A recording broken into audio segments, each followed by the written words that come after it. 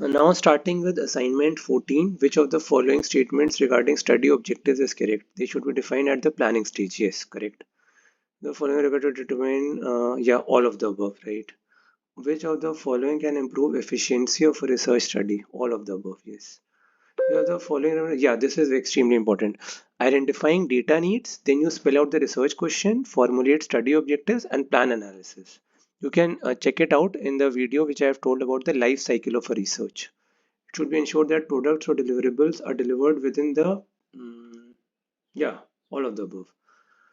Which best describes study objectives? Minimum, achievable, primary, secondary. Yeah, never had objective during study implementation. This is an horrible practice, horrible, extremely bad practice. When you start to implement it, never ever add or subtract any study objective. I remember very clearly when I submitted my thesis protocol during my MD period in 2013 in Era Medical College. I mentioned the objectives and aims, and I never ever undeterred from any, totally unfazed. I didn't remove any study aim or objective. It was as it was, and I published my study in a national journal after around 2013, 14, 15, after 3 years. Yeah. Then principles to be followed. Choose a variable that will best reflect most act. Yeah, all of the above. Study conducted following an ad hoc. I told you ad hoc is after the study is completed. Following an ad hoc, yeah, serious difficulties in analysis and interpretation. Extremely important. Yeah. Common research study failures, all of the above. Yeah. Sample size is decided based on, yeah, all of the above. Yes. Which of the following criterion good research? Yeah, established theory and some research evidence. Correct. Which of the following can be considered true? Ad hoc. Its advantage are the low development effort. Yeah, yeah. But never do this. Accuracy is horrible. Never do ad hoc. Ad hoc and data dredging are two things we should never ever. It's a crime. It's a sin. Commit a sin if you do data dredging or ad hoc. I've told you about it.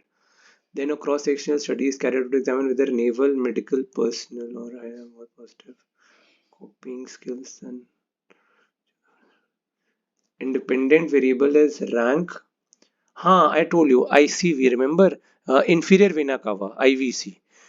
IVC independent variable can change, and dependent variable is generally not changing, unchangeable. Which of the following statement is true in this study? Dependent variable is rank. I don't think so. This is true. I'll check it up. Indicators are considered positive when they have a direct relationship association with the state of health. Which of the following are examples of positive indicators? Hmm. A and C. Okay. Life expectancy at birth and proportion of cured tuberculosis cases. Positive and they have a direct relationship. Okay. Proportion of cured tuberculosis cases and life expectancy at birth. Yeah, they have a direct relationship. That's true. AIDS incidence has no relationship with life expectancy at birth. Yeah. The following is preferably used when population is finite. Systematic sampling. Yeah. The nth house. Yeah. The study began with a group of case and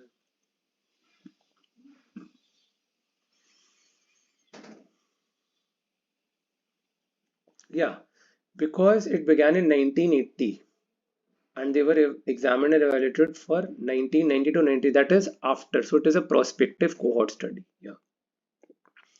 Number of recurrent patients.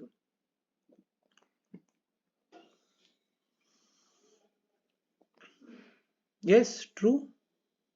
Laparoscopic, like who underwent incision appendectomy compared with those who had a laparoscopic post-operative wound infections. Yeah, this can be due to the presence of confounding factor. Association between two can be better studied. Yes, both is correct.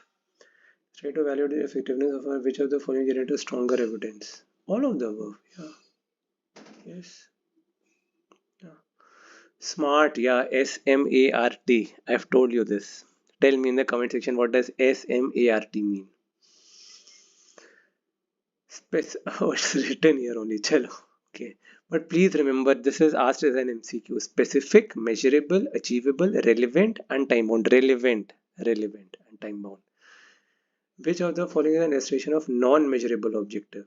Incidents, yeah, this can be measured. Experiences, no, this can never be measured because this is a qualitative data, not a quantitative one. Regulars, yeah, this also can be measured. Validity can be improved by taking the true remunerative sample. Eliminating extraneous factors, yes, both. The following is the first step: formulating the research question. Yes, right, correct. Formulate, identify the data needs, what needs to be done, and then formulate the research question.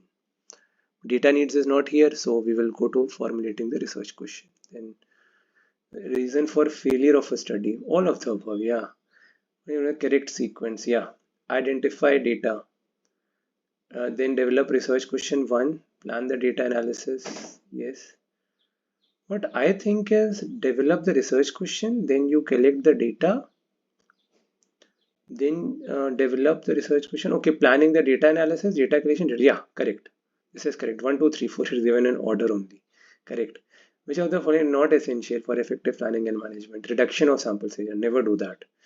Try to increase it as much as you can. So the following is to be followed where collecting information elements. All of the above. Framing several improves the study planning. No, no, false. Obviously false. Keep it one or two. Concise, simple. I can't recollect now. It's been around 9, 10 years since I did my research. Maybe around I had one, two, or maybe three.